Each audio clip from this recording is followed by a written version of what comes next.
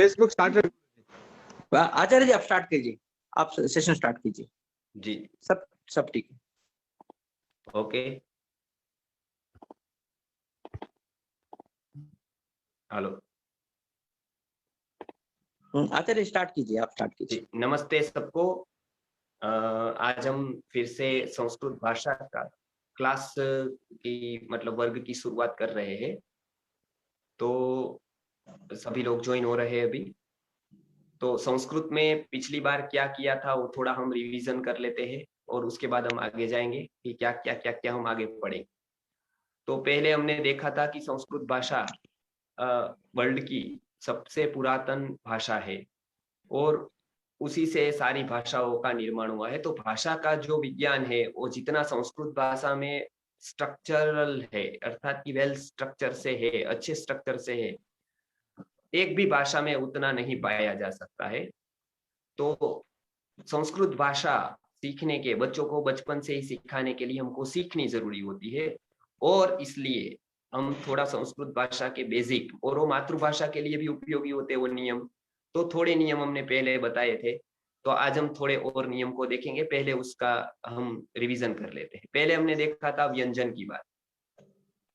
तो हमने देखा था कि 33 व्यंजन है, 33। उसमें क वर्ग, च वर्ग, ट वर्ग, त वर्ग, प वर्ग, ऐसे 5 वर्ग है और एक में 5 अल्फाबेट है, जिसको हम वर्ण कहेंगे। वर्ण है 5 तो हो गए 25। य र ल व 4 दूसरे है, हो गए 29। और स श श और ह, ये और 4 वर्ण है तो मिलकर हो गए 33। ये 33 जो वर्ण है वो संस्कृत भाषा के व्यंजन कहे जाते हैं। आप याद रखिए 2 प्रकार के वर्ण होते हैं, एक तो होता है स्वर और एक होता है व्यंजन।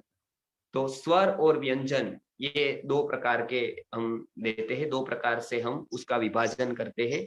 तो ये स्वर और व्यंजन, इसमें से हमने व्यंजन देखा है अभी। स्वर की बात अभी हम आगे करेंगे कि स्वर क्या होता है, कैसे है। तो व्यंजन आप याद रखिए, जिसको हम सिंपल जो बताते हैं कि भाई क ख ग घ, ये सभी व्यंजन है। पहली बार हमने देखा था कि संस्कृत भाषा की एक ध्वनि होती है, अलग अलग ध्वनि निकालने के लिए एक वर्ड दिए गए हैं। ऐसी मुख्यता से जो ध्वनि है वो 42 से 44 है और उसको ध्वनित करने के लिए, समझाने के लिए संस्कृत में एक अल्फाबेट है। संस्कृत में केवल 26 अल्फाबेट है, इसलिए एक अल्फाबेट का उपयोग 2 ध्वनि निकालने के लिए किया जाता है, जैसे CAT केट कहते हैं। और सी का उच्चारण भी क होता है और के का उच्चारण भी क करते हैं। तो ये हमने पिछली बार देखा था कि 2 के लिए एक ध्वनि का उपयोग होता है। जैसे ड है, उसके लिए डी यूज होता है, वो द के लिए भी होता है, ड के लिए भी होता है। डेनिश भी पढ़ सकते हैं, डेनिश भी पढ़ सकते हैं। अ का उपयोग आ के लिए भी होता है, अ के लिए भी होता है। तो ऐसे बहुत सारे उदाहरणों से हम देख सकते हैं। इंग्लिश में 26 ही ध्वनि है, 26 ही अल्फाबेट है और ध्वनियां ज्यादा है। तो इसके लिए 1 से 2-3 प्रकार की ध्वनि निकालनी पड़ती है। तो कंफ्यूज होता है इसके लिए हम क्या ध्वनि निकालें, पता नहीं होता है अर्थ का, तब तक हम बोल नहीं पाते। तो संस्कृत में ये तकलीफ नहीं है। संस्कृत में अलग अलग ध्वनि के लिए स्पेसिफिक वर्ड, एक स्पेसिफिक अल्फाबेट का उपयोग किया जा रहा है। ये उपयोग करके फिर किस तरह से उसको बोलना है उसकी भी एक रिदम सेट की जाती है, जो आसानी से आप सीख सकते हैं। तो पहले हमने देखा क वर्ग, क ख ग घ ङ। च वर्ग में अभी स्लाइड शेयर करता हूं उसकी भी, और उसको आपको मिल जाएगी पूरी स्लाइड्स, उसमें मैं समझाता जाऊंगा क्या क्या क्या क्या है वो। क ख ग घ ङ, क ख ग घ ङ, ये हो गया क वर्ग। और च छ ज ज य, ये हो गया च वर्ग। ट ठ ड ढ ण, ये हो गया ट वर्ग। त थ द ध न, ये हो गया त वर्ग। और प फ ब भ म, ये हो गया प। अब ऐसी रचना क्यों हुई? तो इंग्लिश में ए से शुरू हुआ। क्यों? क्योंकि कंठ से सभी वर्ण निकलते हैं। ए तो कंठ से निकला, ए से शुरुआत हुई वहां पर। हमारे यहाँ अ से शुरुआत हुई वहां स्वर की शुरुआत यहाँ पर अ से है, उन्होंने भी ए से किया है, वो दोनों कॉमन है। लेकिन बाद में बी क्यों आया, सी क्यों आया, डी क्यों आया, ई क्यों आया, उसका लॉजिक नहीं है। लेकिन हमारे यहाँ क के बाद ख ग क्यों आया, क्योंकि वो सब कंठ से निकलते हैं, इसलिए उसको कंठ्य कहा जाता है। कंठ से निकलते हैं वो सभी वर्ड, सभी अल्फाबेट। तो क ख ग घ ग यहाँ से निकले। च छ ज ज ञ ये तालु से निकले। ट ठ ड ढ ण ये मूर्धा से निकले। और त थ द ध न ये दंत्य से, दंत दांत से निकले तो दंत्य कहे जाएंगे। दोनों ओठ मिला के प फ ब भ म ओष्ठ्य, तो ये ओठ से निकलते हैं तो ओष्ठ्य कहे जाएंगे। तो ये पहले हमने देखा, आज भी देखा, उसका रिवीजन किया हमने कि ये एक ध्वनि की शुरुआत नाभि से होती है, दूसरा पॉइंट, और वो गले तक आती है, गले से फिर निकलने की शुरू होती है। तो ये हमने आज देखा, दूसरी रिवीजन पर ये देखा। तीसरा, अक्षर को वर्ण कहते हैं। वर्ण अर्थात क्या होते हैं, जो हम अल्फाबेट जिसको इंग्लिश में कहते हैं, यहाँ पर वो वर्ण कहा जाता है, उसको अक्षर भी कहा जाता है। तो आप नाम याद रखेंगे, अक्षर वर्ण ऐसा नाम याद आए तो क ख ग घ ये सारे वर्ण है। और वर्ण दो प्रकार के होते हैं, एक व्यंजन होते हैं जो हमने देखा व्यंजन, दूसरे प्रकार के स्वर होते हैं जिसकी हम बात देखेंगे। पहली बात आप याद रखिए, क ख ग घ ग, च छ ज ज ञ, ट ठ ड ढ ण, त थ द ध न, प फ ब भ म, ये 5 वर्ग के तो हो गए 25। य र ल व ये हो गए 4 और तो 29 हो गए। स श श ह ये हो गए 33 व्यंजन है। अब हम आगे देखेंगे स्वर कितने हैं। स्वर को पूर्ण बोला जाता है, कहा जाता है। स्वर पूर्ण होते हैं, जैसे अ ये पूरा हुआ, तो अ ये हुआ वो स्वर हुआ। हम जब 12 अक्षरी लिखते हैं, क का की, तो क के आगे अलग अलग स्वर मिलाते हैं तभी 12 अक्षरी बनती। जैसे क के आगे अ लगा दिया और दोनों को मिक्स किया तो क ऐसा हो गया। फिर क के आगे आ लगा दिया तो का, फिर क के आगे ई लगा दी तो की, दीर्घ लगा दिया तो की, ऐसे कु, कु, के, को, कई, कौ, ये सब व्यंजन के आगे स्वर को लगाने से, दोनों का मिक्स हो जाने से ये फॉर्म बनते हैं, ये अक्षर बनते हैं। तो हम आज देखेंगे कि स्वर कितने हैं। तो पहला ही स्वर है अ। जैसे इंग्लिश में ए से शुरुआत की है, ऐसे संस्कृत में उससे कई सालों पहले अ से शुरुआत की है, स्वर सी अ। क्यों अ से शुरुआत की है, सेम लॉजिक है, अ कंठ से निकलता है, अ सीधी ध्वनि बाहर आती है, तो अकुह विसर्जनीयानाम कंठः, ऐसा सूत्र है। अ की ध्वनि कंठ से निकलती है। अब उसके बाद कौन सा स्वर है, तो तालु से कौन सी निकलती है, तो ई तालु से निकलती है। आप देखिएगा कि जीभ जब तालु में लग जाएगी तो उसका उच्चारण होगा ई। च बोलेंगे वहीं से ई निकलेगी। तो क जैसे निकलता है कंठ से, ऐसे अ निकलता है कंठ से। क वर्ग वहां से लेंगे व्यंजन से, और पूरा कंठ से निकला, इसलिए पहली लाइन उसकी आई। अब स्वर में हम पर्टिकुलर एक एक देखते जाएंगे। तो अ से शुरुआत हुई, तो अ कहां से निकला, कंठ से निकला। आप देखेंगे अ कंठ से निकला, तो स्वर में पहला आया अ, दूसरा आया ई कहां से निकला, तो हमारी जीभ जब तालु पर लग गई तो ई निकला। तो ई समझ गए आप, ई तालु से निकला ई, तो जीभ जब तालु पर लग गई तब ई निकला, अ ई। अब अ हमने देख लिया, ई हमने देख लिया, अब बारी आती है ऊ की। तो आप याद रखिए, अ ई, अब आता है ऊ। तो ऊ, उसके ऊपर हम देखेंगे, पहले थोड़ा स्वर के बारे में जान लेते हैं। अ जैसे हमने निकाला, सीधी ध्वनि निकल गई। ई की सीधी तालु से निकला, तो ये कंठ्य और तालु, ये आप थोड़ा देख लीजिएगा, वर्ड ऐसे आएंगे। कंठ्य अर्थात कंठ से निकलने वाले, तालव्य अर्थात तालु से निकलने वाले, ओष्ठ्य अर्थात ओठ से निकलने वाले, मूर्धन्य तो मूर्धा से निकलने वाले, और दंत्य अर्थात दांत को जब जीभ लगती है तब निकलने वाले। तो ये सब आप याद रखें। बार बार मैं इसलिए रिपीट करवाता हूँ क्योंकि क्योंकि ये बहुत ही आवश्यक होता है कि हम इसको बार बार उसका मनन चिंतन करें, बार बार उसको देखें, तो इजीली हम उसको समझ सकते हैं। तो हमने एक देखा कि अकुह विसर्जनिया नाम कंठ इचु यशा नाम तालु ऋषु ऋतु रसाणाम मूर्धा। अब हम देखते हैं कि सीधी रू की बात ले लेते हैं क्योंकि उसका मूर्धा स्थान है। तो अ हो गया, ई हो गया। उ प्रसिद्ध है इसलिए मैं ले रहा था, लेकिन अभी हम रू को लेंगे या उ को भी ले सकते हैं, लेकिन अभी हम रू को लेंगे। तो ऋतु रसाणाम मूर्धा, रू जो होता है वो ऋतु रसाणाम मूर्धा।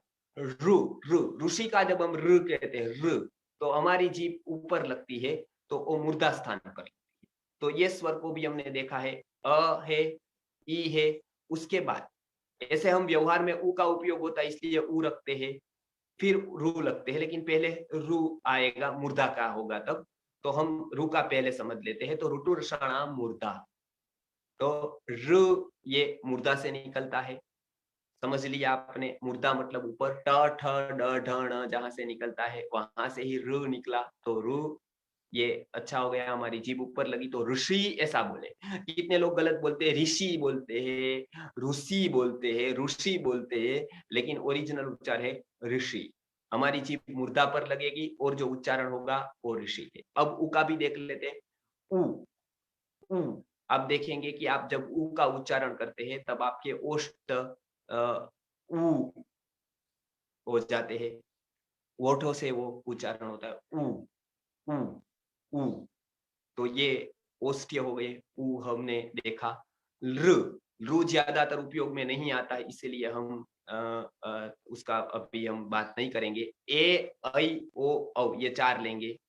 तो ए दई कंठ तालु, ओ दो तो कंठोष्ठम, ऐसा बताया है। कंठ और तालु, ए ऐ ओ औ, ये स्वर की बात हम आगे देखेंगे। तो अभी हम इतना देख लेंगे कि स्वर कितने हैं। सिंपल आगे में भी समझाऊंगा ताकि आपको कठिन न लगे, एक समझाने की रीति हमारी। पहले हम स्वर की गणना कर ले। अ ई उ रु लृ। लृ उपयोग में नहीं आएगा इसलिए आप याद नहीं रखेंगे, चलेगा, वो वेद में ही उपयोग में आता है। ए ओ ऐ और औ ये 9 स्वर है। कितने स्वर हो गए? 9 हो गए। अब आपको प्रश्न होगा कि हमने तो आ भी देखा है, बड़ी भी देखी है, तो हम कहते हैं कि स्वर के मैक्सिमम 3 प्रकार उसके उच्चारण से हो सकते हैं। उसका उच्चारण कितने मात्रा का होगा उसके अनुसार उसके प्रकार किए जाते हैं। जैसे अ का उच्चारण हमने एक किया, एक मात्रा का, तो अ हुआ। 2 मात्रा का किया तो आ हुआ, और 3 मात्रा का किया तो आ हुआ। तो ह्रस्व, दीर्घ और प्लुत, ये कैसे डिफाइन होता है, कैसे पता चलता है? तो वो होता है समय से, हमने कितने टाइम कर किया। इसीलिए संस्कृत भाषा इतनी परफेक्ट है कि आपको एक पैराग्राफ दिया जाए तो कितनी मिनट पे, कितनी सेकेंड्स पर आप प्योर संस्कृत, शुद्ध संस्कृत में बोलोगे तो कितनी सेकेंड्स पर, कितनी मिनट पर बोल सकोगे वो निश्चित हो जाएगा। क्योंकि हर एक ध्वनि का उच्चारण करने का एक समय होता है, वो अलग अलग समय पर नहीं कर सकते, उसका एक समय होता है। इसलिए आज हर एक भाषा बदलती जाती है। क्यों? क्योंकि हर एक भाषा का स्ट्रक्चर बदलता है, उसके शब्द आते हैं, पुराने चले जाते हैं, विभक्तियां बदलती है। इसलिए ज्ञानेश्वरी, जो मराठी लोग हैं उसको पता है, ज्ञानेश्वरी आज 300-400 साल पहले की, आज मराठी सामान्य समझने वाला उसको समझ नहीं सकता है क्योंकि पूरी बदल गई है। गुजराती में भी ऐसा साहित्य है, कन्नड़ में भी ऐसा साहित्य है। जो पुरानी कन्नड़ थी, पुरानी मराठी थी, पुरानी हिंदी थी, पुरानी गुजराती थी, तो वो सभी बदलती है। लेकिन संस्कृत भाषा रामायण के समय पर भी वैसी रही, भगवत गीता के समय पर भी वैसी रही, और आज संस्कृत जानने वाला अच्छी तरह से, जैसे आज संस्कृत में हम बोलते हैं, व्यवहार करते हैं, उसी तरह से हम भगवत गीता को, रामायण को, महाभारत को आसानी से पढ़ सकते हैं, क्योंकि कोई भी चेंज उसमें हुआ नहीं है।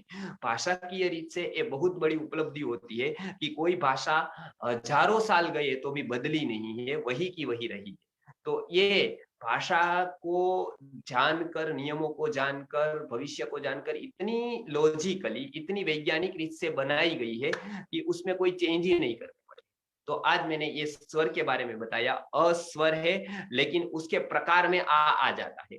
अ आ तो हमारा वो अ का प्रकार है, इसलिए मुख्य तो अ ही है, तो एक अ रखा।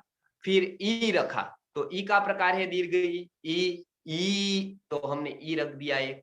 तो अ ई, वो सब टाइटल में फिर दूसरा प्रकार आ जाएंगे, वो बात अलग है, लेकिन अभी तो अ ई। फिर उ रख दिया, विष्णु, भानु, ये सब उ हो गया। तो उ हम रखते हैं, तो उसका दीर्घ रूप है वो ऊ है, जैसे हम बताते हैं हु, ये दीर्घ हो गया। तो ये मेन जो है वो लिया, बाकी के जब उसमें सब प्रकार में आएंगे, उसके पेटा रूप में आएंगे, उसके सब टाइटल जिसको आज के परिभाषा में कहेंगे, इस तरह से आएंगे। मुख्यता से अ आएगा, ई आएगा, उ आएगा। फिर र, जिसकी बात हमने ऋषि की कही, वो रु का उपयोग नहीं होगा, ए का उपयोग होगा। तो हम कहते एक, तो एक का ए जैसा लिखते हैं वो ए है। फिर हम कहते हैं ओ, तो ओम जो कहते हैं उसमें ओ है, ओ हो गया ओ।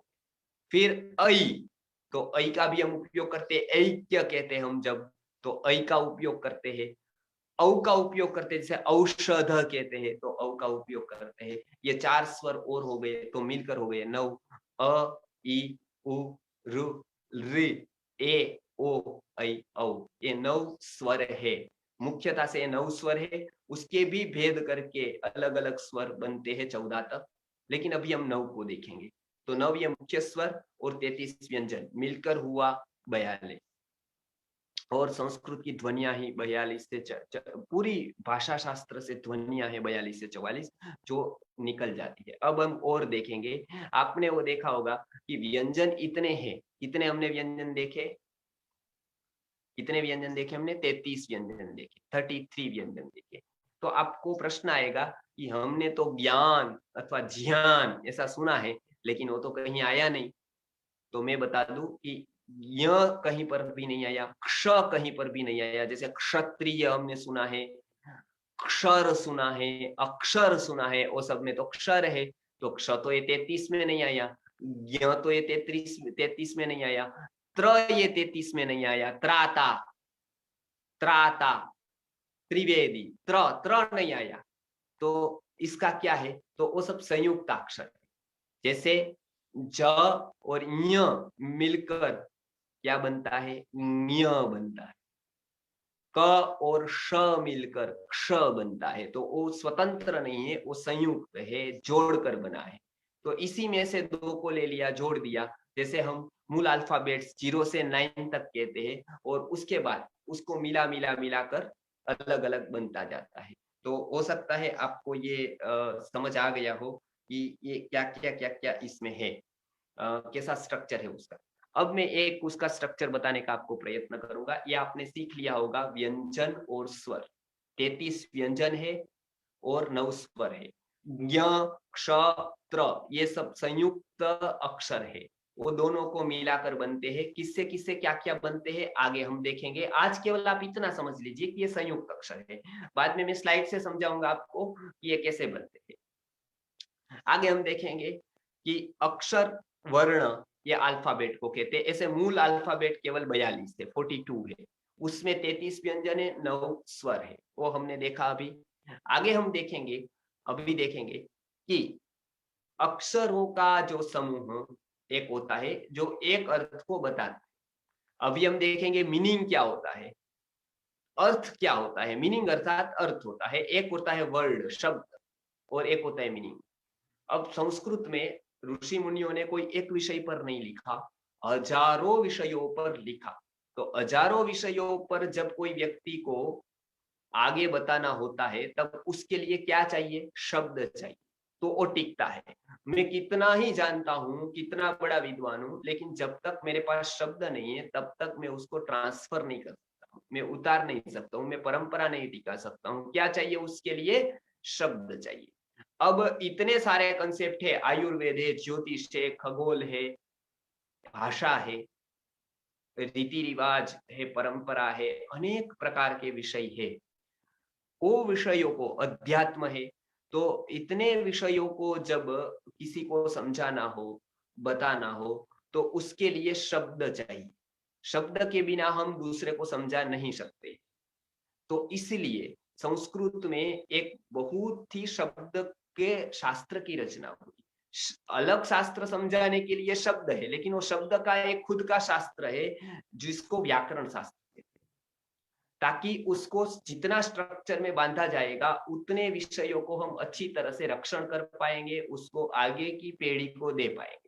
और भारत ने हमेशा जो ध्यान रखा है वो वर्तमान का नहीं रखा है, भविष्य का रखा है। बाकी के देश तो अभी सोचने लगे, विचारने लगे और हमसे बहुत आगे चले गए बहुत विषयों पर, लेकिन भारत पहले से ही भविष्य का विचार करता था, इसलिए भारत में गुरुकुल की स्थापना हुई।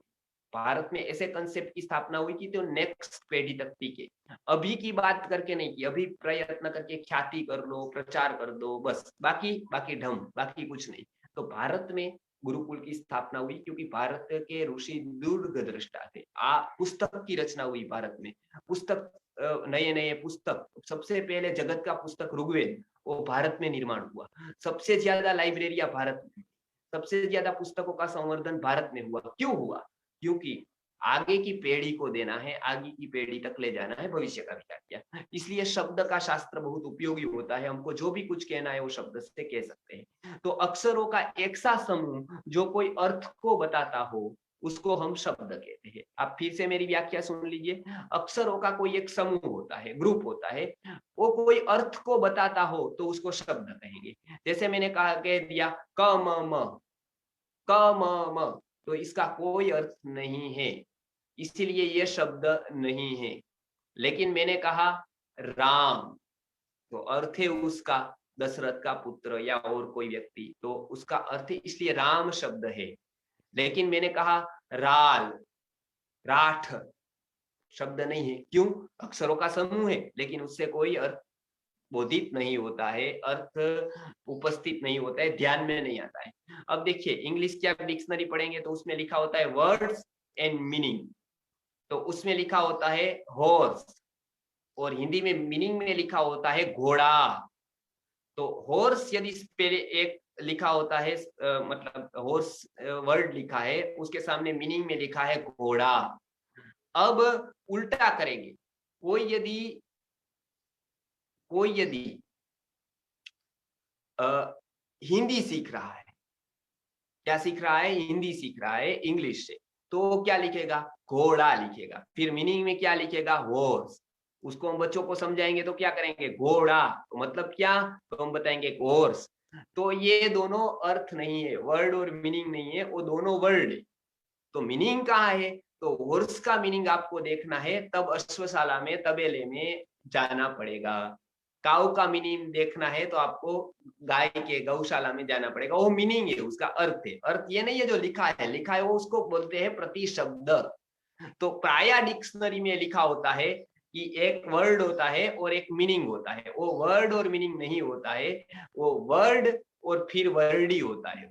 एक लैंग्वेज में ये वर्ड है, दूसरी लैंग्वेज में ये वर्ड है, लेकिन मीनिंग को देखना है तो वहां पर जाना पड़ेगा।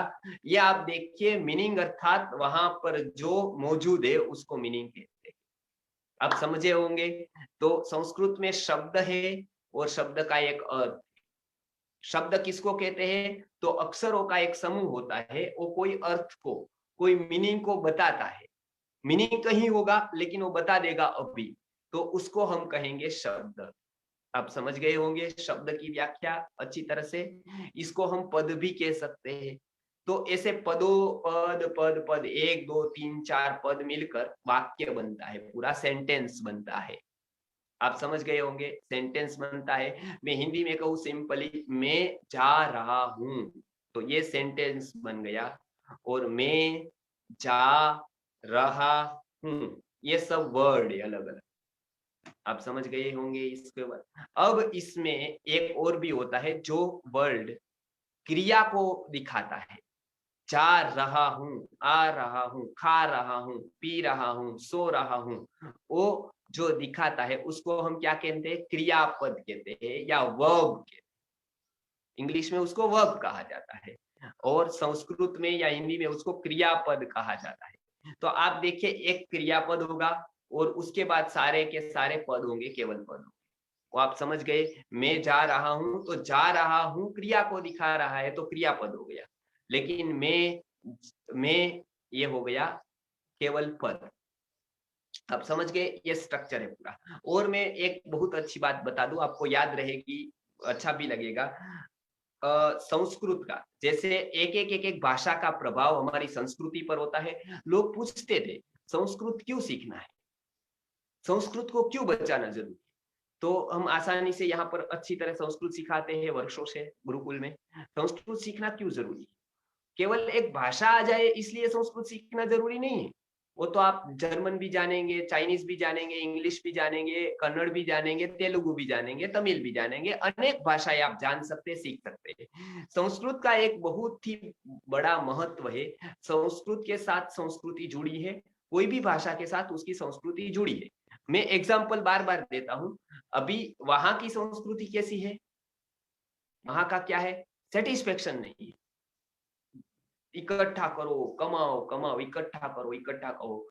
तो इसके लिए उसकी लैंग्वेज में भी ये आता है, बराबर। आप देखिए चेक लिखते हैं, आप चेक लिखते हैं ना, तो उसमें क्या होता है, आप चेक लिखते हैं 1 करोड़ का, तो उसमें इंग्लिश में क्या लिखा जाता है, 1 करोड़ ओनली।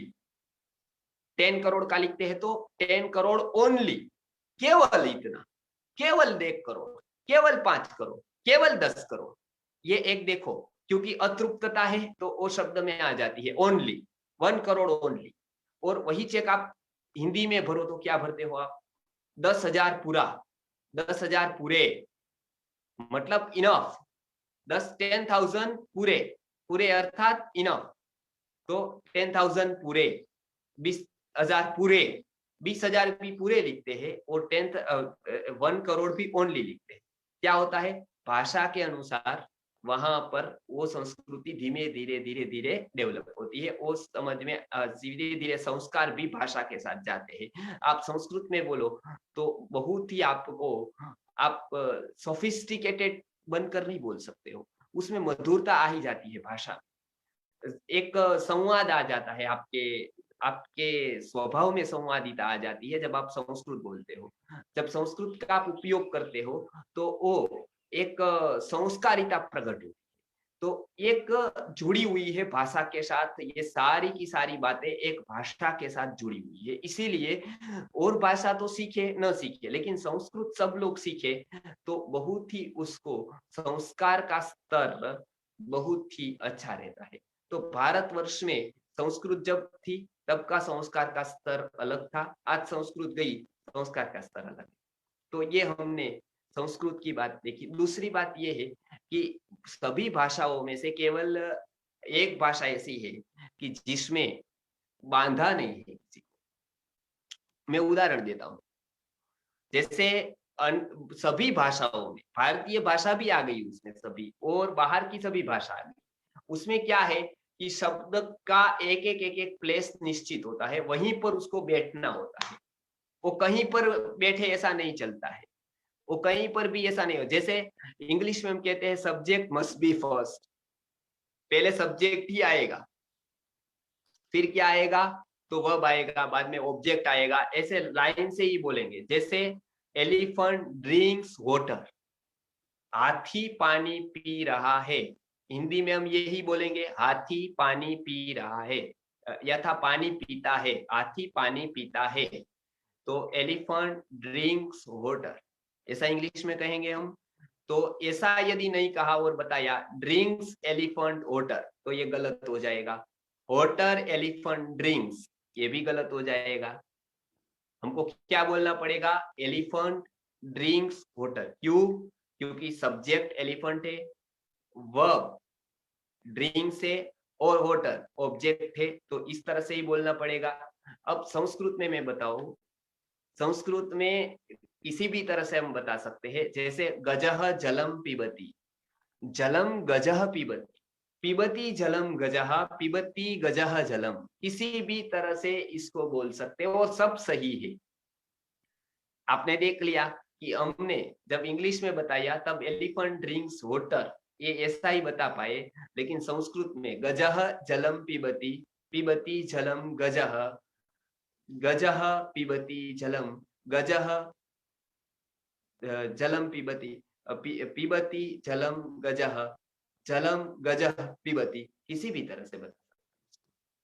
तो ये संस्कृत भाषा में इसीलिए हजारों श्लोक की रचना हुई, लाखों श्लोक की रचना हुई और इतने शॉर्ट में उसको कहा गया, सूत्र रूप से कहा गया। नहीं तो इंग्लिश के जैसा होता तो इसको एक भगवत गीता को ही हमको इंग्लिश में बताना होता तो इतना पुस्तक करना पड़ता, एक वेद को बताना होता तो 50-50 वॉल्यूम होते उसके। संस्कृत में और मंत्र से, सूत्र से कम शब्दों में ज्यादा अर्थ को बताने की विधि संस्कृत भाषा के पास है। और वो इसलिए है क्योंकि शब्द का कोई भी परतंत्रता नहीं है, शब्द का कहीं पर भी आप लगा सकते हो। और वो किस तरह से हम जान सकते हैं उसकी विधि हम आगे देखेंगे कि कहीं पर भी पता हो जाए तो पता कैसे चलेगा कि ये सब्जेक्ट थे या ऑब्जेक्ट थे या अदर वर्ड से, वो कैसे पता चलेगा। तो इसके लिए मैं एक साधारण संस्कृत में ट्रिक बताइए कि आप विभक्ति की ट्रिक से वो जान सकते हो। तो ये अभी हमने इसके बारे में देखा कि आपको याद रखना है ये कि संस्कृत में कोई भी शब्द, कोई भी क्रियापद का उपयोग कर सकते वाक्य में कहीं पर भी। वो कोई नियम नहीं है कि सब्जेक्ट पहले आएगा उसके बाद क्रियापद आएगा उसके बाद अदर वर्ड्स आएंगे, ऐसा कुछ नहीं है। तो कहीं पर भी कोई भी शब्द चलेगा। इसीलिए श्लोक में जहां पर भी कोई फिट बैठता है शब्द तो उसको लगाया जाता है। एक पूरा का पूरा साइंटिफिक स्ट्रक्चर है। तो ये हमने आज देखा शब्दों के बारे में। अक्षरों का ऐसा समूह होता है जो कोई अर्थ को बताता है, उसको हम शब्द कहते हैं। और शब्द को पद भी कहा जाता है। और ऐसे शब्दों का या पदों का पूरा समूह बन जाए तो उसको वाक्य कहते हैं, सेंटेंस कहते हैं। और वो सेंटेंस में बाकी के सब पद होते हैं, एक क्रियापद होता है। तो वो हमने आज सीखा क्रियापद किसको कहते हैं। तो संस्कृत में साधारणता से क्रियापद इसको कहते हैं जो क्रिया को बताते हैं। जैसे गच्छामि, पठामि, वदामि, तो ये सारे क्रियापद हैं। क्रियापद कैसे बनते हैं, किस तरह से उसका उपयोग करेंगे, शब्द कैसे बनते हैं, किस तरह से उसका उपयोग करेंगे, उसका पूरा स्ट्रक्चर में आगे बताने वाला हूँ। आप इतना रिवीजन कर लीजिए अभी, आप इतना याद रख लीजिए अभी कि संस्कृत भाषा और भाषा की मैंने कंपेयर की। संस्कृत भाषा में विशेषता क्या है वो बताई, उसके वर्ण बताए, वर्णों में भी व्यंजन बताए और स्वर बताए। इतना हमने आज के लेसन में सीखा, आज के पाठ में सीखा। आपको कम से कम आज वर्णमाला संस्कृत की आ गई है। आप अब बता सकते हो कि 42 वर्ण संस्कृत भाषा में होते हैं, उसमें 33 व्यंजन होते हैं, 9 स्वर होते हैं। स्वर के प्रकार हम अगली बार देखने वाले हैं। आप इतना अभी याद रख लीजिए, वर्ण मतलब व्यंजन और स्वर, ये दोनों को हम वर्ण कहेंगे। उसमें स्वर भी है, व्यंजन भी है, वो 42 प्रकार है। फिर हम आगे देखेंगे कि शब्द किसको कहते हैं, पद किसको कहते हैं और क्रियापद किसको कहते हैं। तो क्रिया को दिखाने वाला पद होता है, क्रियापद होता है, और बाकी के सब पद कहेंगे। इतना हम याद रखेंगे, मैंने रिवीजन करा दिया इसका। फिर व्यंजन 33 है, वो भी हमने सीखा है अभी, उसके अलग अलग स्थान है वो भी सीखा है। अंतिम में 2 बार आज बताऊंगा। एक ऊपर बिंदी आती है, जैसे मैंने बोला नंदन, तो न के ऊपर बिंदी आई। रंभा, र के ऊपर बिंदी आई। मंजू, म के ऊपर बिंदी आई। तो ये बिंदी को अनुस्वार कहते हैं। जो ऊपर एक बिंदी की जाती है उसको हम अनुस्वार कहते हैं। और दूसरा, कोई भी भाषा में ये है नहीं, दूसरी भाषा में विसर्ग। विसर्ग अर्थात क्या होता है, पीछे जो 2 बूंद लगाना। जैसे राम कृष्ण, तो पीछे 2 डॉट लगाए, तो और दोनों जो डॉट लगे, एक ऊपर एक नीचे, उसको हम संस्कृत भाषा में विसर्ग कहते हैं। तो एक हो गया अनुस्वार और एक हो गया विसर्ग। आप समझ लिया, ऊपर आएगा उसको अनुस्वार कहेंगे, और पीछे आएगा शब्द कोई भी अक्षर के बाद में आएगा, स्वर के बाद में आएगा, उसको हम विसर्ग कहेंगे। तो ये आपको ध्यान में रहना चाहिए, अनुस्वार और विसर्ग। उसका किस तरह से उच्चारण करना है आगे हम देखेंगे अगले अगले हमारे वर्ग में। और ये पूरा का पूरा हमने संस्कृत भाषा का स्ट्रक्चर जाना। और आप भी बालकों को इस तरह से सिखाइए पहले आप सीख लीजिए। जहां पर भी कोई प्रश्न हो तो बताइए, हम विचार करते हैं कि एक प्रश्नोत्तरी का भी सेशन अलग से रखेंगे ताकि आप अपने प्रश्नों को सोल्व कर सके। आप नोट पेन लेकर बैठिए और ये संस्कृत भाषा को धीरे धीरे समझते जाइए। एकदम आसान है, हम उदाहरण देकर उसको आसानी से समझाने का प्रयत्न करते हैं आपको। तो संस्कृत भाषा आप यदि इस तरह से सीखते रहे तो आसानी से आप बोल सकते हैं, उसको सीख सकते हैं, उसको समझ सकते हैं। और आगे बालकों के लिए उसको, जो हमको हिंदी में भी अच्छी तरह से वर्णमाला अभी नहीं सिखाई जाती है स्कूलों में, क्योंकि ये परंपरा चली गई। हम जब जब बड़ी बड़ी स्कूलों में जाते हैं वर्णमाला सिखाने के लिए, तो उसको आश्चर्य लगता है कि इस तरह की वर्णमाला तो हमने सीखी ही नहीं थी। कितने सालों से हम सीखते आए हैं, उपयोग करते आए हैं।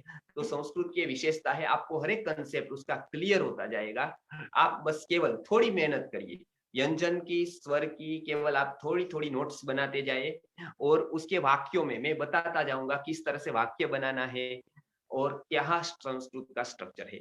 तो आज का विषय इतना था, तो वो मैंने अभी लिया है। आगे हम इसी तरह से संस्कृत सीखते रहेंगे। कोई भी कठिनाई किसी को आती हो तो बताइए, मैं और सरलता से उसको समझाने का प्रयत्न करूंगा और मेहनत करके। तो धन्यवाद, राजेश्वर जी ने इसका आयोजन किया और संपूर्ण स्वदेशी ने भी इसमें बहुत ही अच्छी तरह से उसका प्रचार किया है। बाकी के सब लोग बहुत ही अच्छा प्रचार कर रहे हैं। अब भारत में जो संस्कृत भाषा है वो मृत नहीं है, अमृत है। और इसको आज भी उपयोग है। आज भी हम सीख कर आज वर्ल्ड में कितनी कितनी यूनिवर्सिटी में सिखाई जाती है, वो अगले मैं वीडियो में बताऊंगा कि संस्कृत का वर्तमान कितना है। भविष्य छोड़ दीजिए, वर्तमान में ही कितनी यूनिवर्सिटीज में, विदेशों में कितनी बार संस्कृतों को किस तरीके से सिखाया जाता है, यहाँ से लोगों को ले जा जाकर। तो भारतीय होने के कम से कम हमको संस्कृत तो आनी ही चाहिए।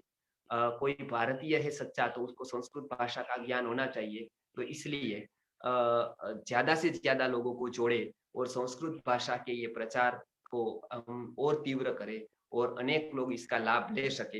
इसके लिए जो जो चाहिए वो हम यहाँ से प्रयत्न करेंगे आसानी से सिखाने का। तो ये निस्वार्थ मूवमेंट है, संस्कृत भाषा को हमको बहुत आगे पहुंचना है। तो हम सब मिलकर काम करेंगे। तो इतना ही मेरा लक्ष्य है कि संस्कृत भाषा सीखकर आगे भी हम और विषयों को सीखते जाए जो आसानी से हम सीख सकते हैं। तो ये मेरा इतना ही आज वक्तव्य था और आगे भी हम इसी तरह से सीखते रहेंगे। आप घर पर उसको प्रैक्टिस करिए, आप रिवीजन करिए, जिसको हम चिंतनिका कहते हैं कि एक बार सीख लिया तो आप दूसरों को सिखाइए। तो इसलिए आप भी सिखाइए दूसरों को, कम से कम बच्चों को सिखाइए तो आपका भी दृढ़ होगा। तो ये भारत में पहले से परंपरा रही है कि हम सीखते हैं, दूसरों को सिखाते हैं, तो हमारा दुगना दृढ़ हो जाता है। तो ये आप किसी भी बालक को लेकर उसको सिखाने में प्रयत्न करें, उसको भी ये भाषा का ज्ञान मिलेगा बचपन में ही, घर से ही। और घर घर पर गुरुकुल एक हो जाएगा जहाँ माता पिता ये सक्षम हो जाए कि अपने बालकों को पढ़ाए।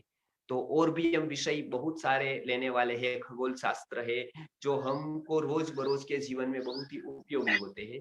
तो ये हम आगे देखेंगे। संस्कृत भाषा का अगला वर्ग राजेश्वर जी बताएंगे कब लेंगे वो। जी बहुत बहुत धन्यवाद आचार्य जी।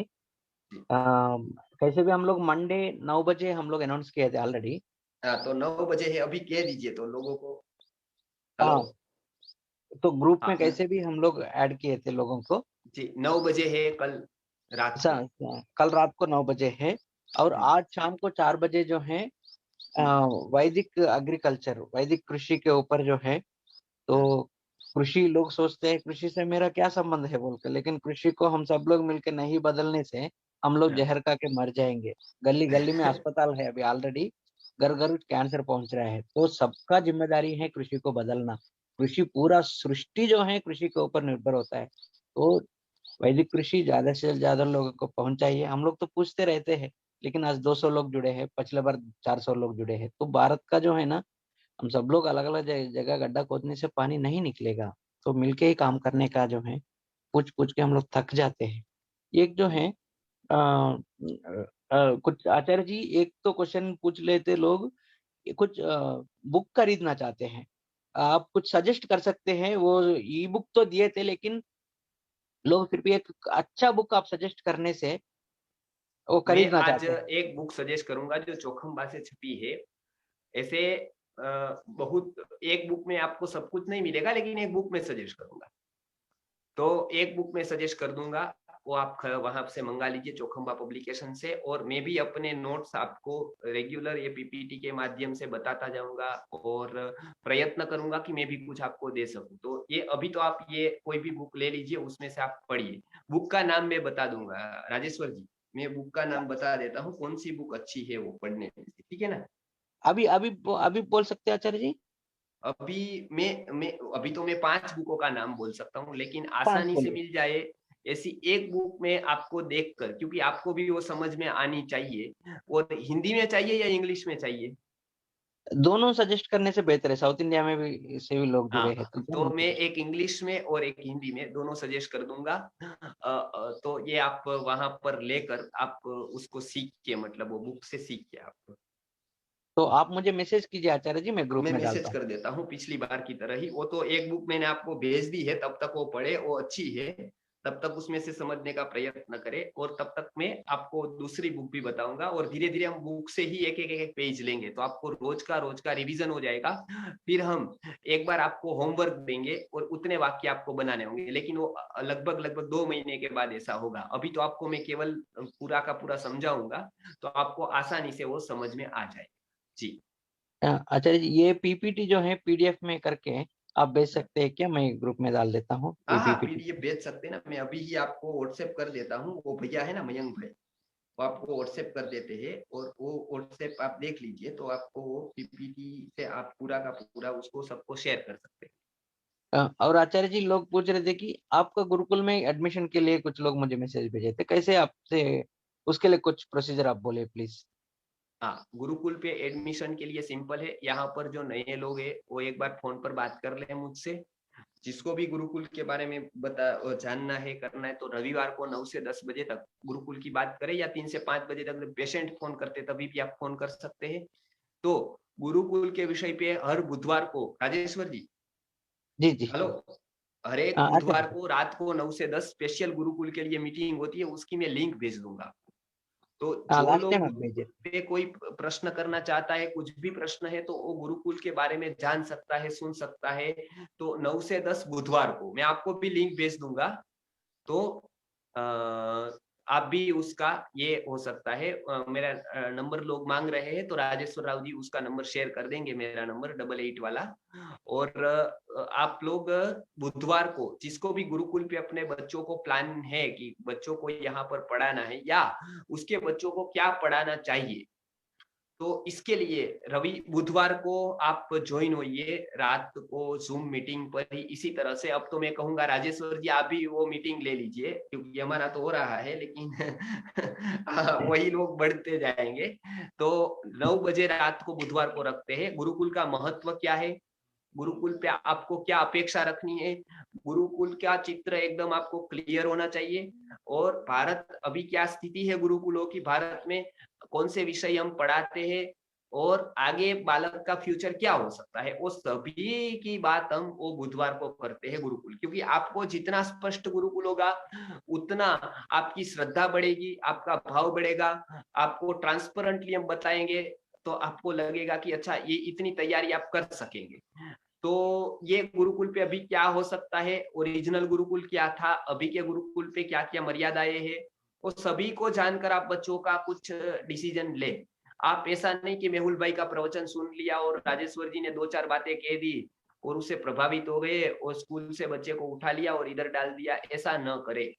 पहले गुरुकुल शिक्षा व्यवस्था को समझ ले, आपके पास टाइम है, संस्कृत सीखे, घर पे सीखे कुछ। और बाद में आपको लगे कि गुरुकुल में बालक का भविष्य है और ये संस्कार देने जैसी विद्यापीठ है, ये भारत की सच्ची शिक्षा ये है, तो आप उसका निर्णय लीजिए, पूरे मन से लीजिए।